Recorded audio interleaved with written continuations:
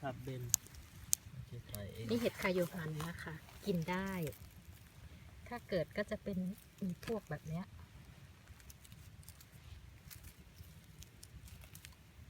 อันนี้ก็คือเป็นผลไม้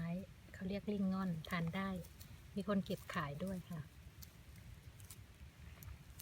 3 ดอก 4 ดอกถ่ายให้หน่อยอยู่ดมในดมที่3มันได้เย็ดตะฟินได้เย็ดตะฟินคนละฮะ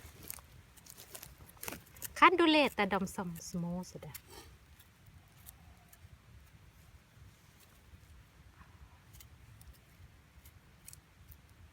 ล็อกขามันออก